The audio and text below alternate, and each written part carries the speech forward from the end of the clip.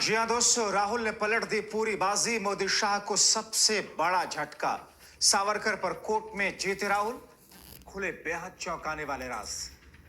बहुत स्वागत है आप सभी का। आप देख रहे हैं राजनीति का विशेष सेगमेंट खबर और विश्लेषण। मैं हूं जब्बार खान। दोस्तों, आखिर ऐसा अदालत में क्या हो गया जिसे ये कहा जा रहा है कि सावरकर पर राहुल गांधी की जीत हो गई है? क्या भारतीय जनता पार्टी राहुल के जरिए सावरकर पर की जाने वाली टिप्पणियों पर अदालत में उसके नजदीकी हारते हुए दिख रहे हैं? आखिर राहुल गांधी के जरिए अदालत से नए तथ्य और ऐतिहासिक तथ्य और दलीलें रखने के लिए जब वक्त मांगा गया, तो फिर बीजेपी संघ के नजदीकी और याचिकाकर्ता ने अदालत से इसे ना रखने देने की अपील क्यों की? आखिर राहुल गांधी के उन तर्कों में, उन तथ्यों में, उन दलीलों में ऐसी कौन सी नई बात, चौंकाने वाली बात आ रही थी जिससे पूरा बीजेपी और संघ मुंह छिपाने पर मजबूर हो जाता? क्या इसीलिए अदालत में नए तर्कों को ना रखने की बात की गई?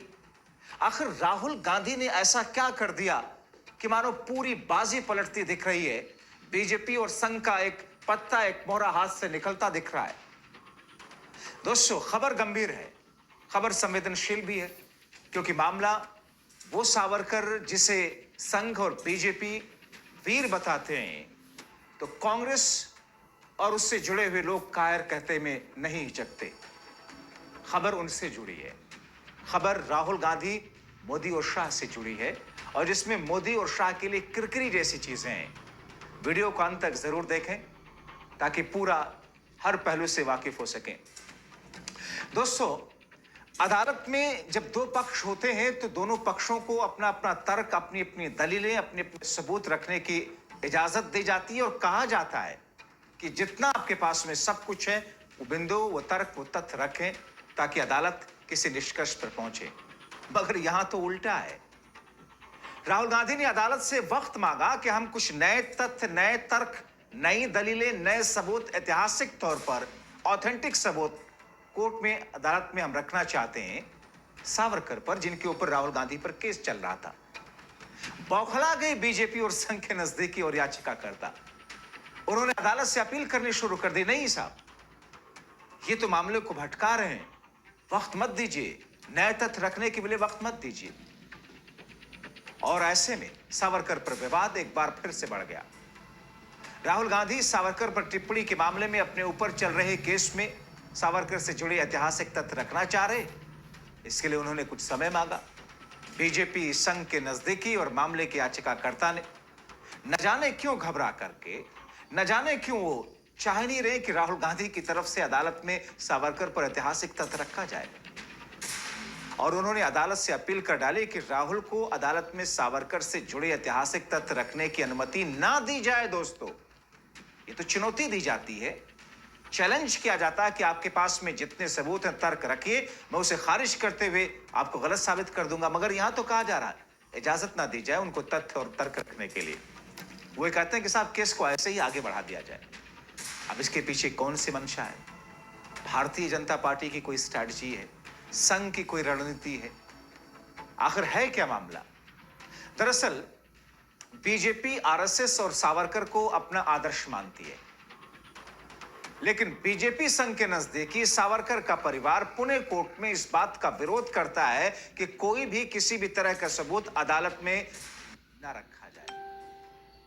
हालांकि अब तो मशहूर पत्रकार और आरएसएस खेमे से ही जुड़े हुए जाने माने अरुण शौरी की नई किताब एक आई हाल में दोस्तों, द न्यू आइकॉन, जिन्होंने सावरकर के तमाम रहस्यों से पर्दा उठाया है। आप उसे पढ़ेंगे, उसे देखेंगे, एक एक करके आपको खुलासा होगा। लेकिन अब जब मामला आपको सावरकर के बारे में जो बता रहे हैं वो अदालत से जुड़ा है, काफी दिलचस्प है। विनायक सावरकर और विनायक सावरकर के रिश्तेदार सत्यकी अशोक सावरकर हैं। कांग्रेस नेता राहुल गांधी पर सावरकर की मानहानि का मुकदमा दायर कर रखा है इन्होंने। मामला दूसरा दोस्तों कुछ ऐसा है कि सावरकर के रिश्तेदार हैं, भारतीय जनता पार्टी की नजदीकी हैं, संघ के बेहद नजदीकी हैं। राहुल गांधी पर इन्होंने पुणे की एक अदालत में केस कर रखा है, और उस मामले में राहुल गांधी ने एक अर्जी लगा करके इस केस को समरी ट्रायल से समन ट्रायल में बदला जाए कहा, और इसे सावरकर के संबंध में सारे सबूत अदालत में पेश किए जाएगा। सत्यकी अशोक ने राहुल गांधी की इस बात का विरोध करना शुरू कर दिया। दरअसल ये मामला दोस्तों कब शुरू हुआ था, आपको जल्दी से बता देते हैं, क्योंकि यह मामला मार्च 2023 में लंदन में राहुल गांधी के चर्चित भाषण, जिस भाषण की पूरी विश्व में चर्चा हुई थी, उस भाषण से शुरू हुआ है मामला, जिसमें राहुल ने कथित तौर पर विनायक सावरकर के कार्यों के बारे में तमाम टिप्पणियां की, कई तरह की टिप्पणी की।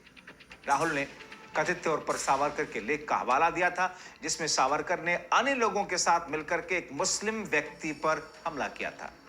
एक ऐसी स्थिति जिसे सावरकर ने सुखद पाया था, यानी हमला करके सावरकर खुश हुए थे, इस किस्म की बातें राहुल गांधी ने कहा था कथित तौर पर।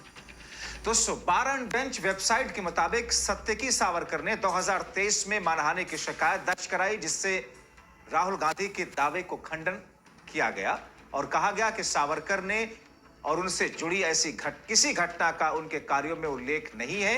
राहुल ने हाल में मानहानि मामले में मुकदमा को समन ट्रायल में बदलने के लिए याचिका दायर की है दोस्तों, अब ताकि वो अपने बयानों के समर्थन में सावरकर से संबंधित ऐतिहासिक तथ्य और विस्तृत सबूत रिकॉर्ड पर ला सके, पेश कर सके।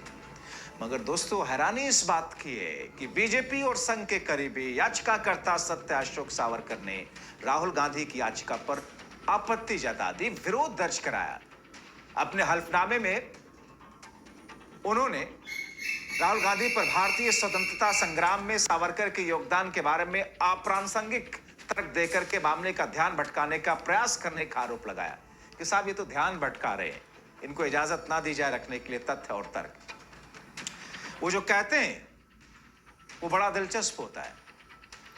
जो कहा उन्होंने दोस्तों अदालत से, बहुत दिलचस्प है, आप भी जानिए। वो कहते हैं कि राहुल गांधी ने एक बार जानबूझ करके भारतीय स्वतंत्रता आंदोलन के दौरान दामोदर सावरकर के योगदान के बारे में अप्रासंगिक तर्क देकर के मामले को भटकाने की कोशिश की है। उन्होंने कहा कि साहब राहुल इस किस्म की टिप्पणी करते हैं। राहुल ने कुछ ऐतिहासिक तथ्यों के बारे में मुद्दे उठाए जो इस मामले के मूल विषय से अप्रासंगिक है। यानी राहुल जो कह रहे हैं वो इस मामले से जुड़े हुए नहीं है, इनको तर्क पेश करने की जरूरत नहीं है। वे भी कहते हैं कि इस मामले में तथ्य और कानून के जटिल सवाल शामिल हैं। दावा किया गया कि इस तरह का तर्क योग्यताहीन है। यह दावा निराधार है। अदालत किसी भी तरह सावरकर के संबंध में सबूतों को रखने की अनुमति ना दे। कौन कह रहे हैं? बीजेपी से जुड़े हुए लोग कह रहे हैं, संघ से जुड़े हुए लोग कह रहे हैं, जो याचिकाकर्ता हैं सावरकर के रिश्तेदार हैं। तो दोस्तों, कोर्ट से अपील की उन्होंने, और यह कहा जा रहा है कि राहुल गांधी को कोर्ट में सबूत रखने ना दिया जाए। बीजेपी संघ के नजदीकी सत्यकी अशोक मामले को बिना किसी देरी के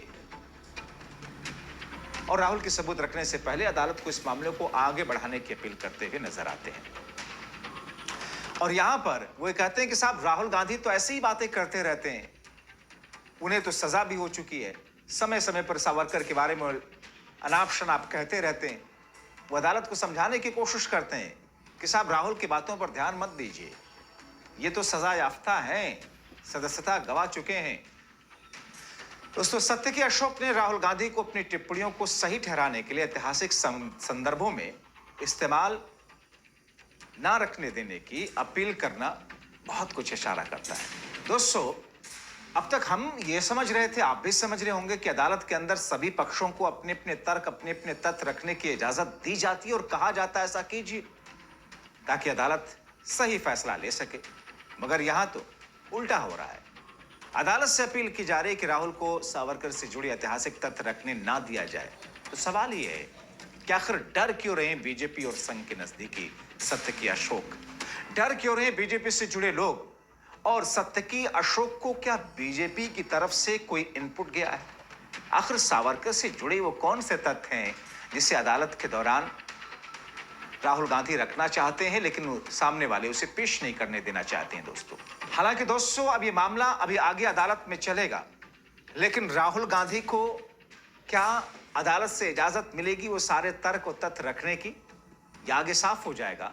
मगर दामोदर दास सावरकर, विनायक सावरकर, जिनके बारे में कुछ लोग उन्हें बहादुर बताते हैं, वीर कहते हैं, कुछ लोग उन्हें कायर कहते हैं। दरअसल दोस्तों, विनायक सावरकर की जिंदगी के 3 पहलू हैं। उनके जीवन को तीन पहलुओं से देख करके आप समझ सकते हैं उनको। एक वो, जब वो शुरुआती उनका दौर था, वो शुरुआती दौर उनके विरोधियों के लिए की नजर में भी वो हीरो हैं, वो हम सब के हीरो हैं। मगर फिर एक वो दौर आया जब वो जेल में गए, काला पानी की सजा उनको हुई, बेशक उनको सख्त सजाएं हुई, बहुत वर्षों तक वो रहे। दूसरा दौर उनका जेल वाला रहा। तीसरा दौर, जेल से जब छूटे वो, ऐतिहासिक तथ्य बताते हैं कि कई बार उन्होंने माफीनामा लिखा अंग्रेजों से कि हम आपके खिलाफ में जेल से आने के बाद में कोई कार्य नहीं करेंगे राजनीतिक तौर पर, और उनके माफीनामा वाले दस्तावेज मौजूद हैं।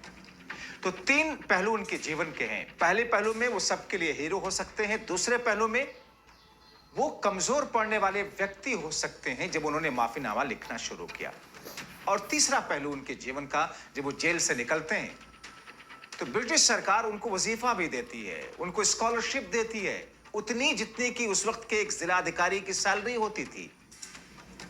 और फिर उन्होंने भारत के अंदर अंग्रेजों से उस लड़ाई में, जंग आजादी में खुद को, अपने आप को दूर रखा, ऐसा इतिहासकार बताते हैं तीसरे फेज में जब वो जेल से निकल करके आए।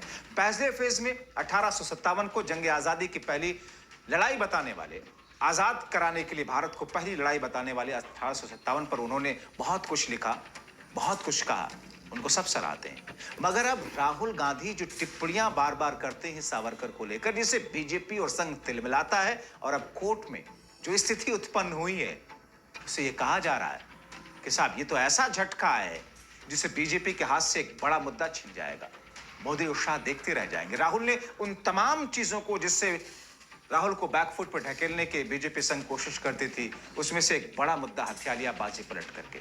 आप क्या सोचते हैं? अपनी राय कमेंट बॉक्स में जरूर लिखें। आप लाखों लोग जो हमें देखते सराहते हैं, आपसे अपील कि खबर को लाइक करें, सब्सक्राइब करें, जिन्होंने सब्सक्राइब ना किया हो शेयर करें, उन तक, लोगों तक पहुंचाएं जिनको आप जागरूक रखना चाहते हैं। बहुत शुक्रिया।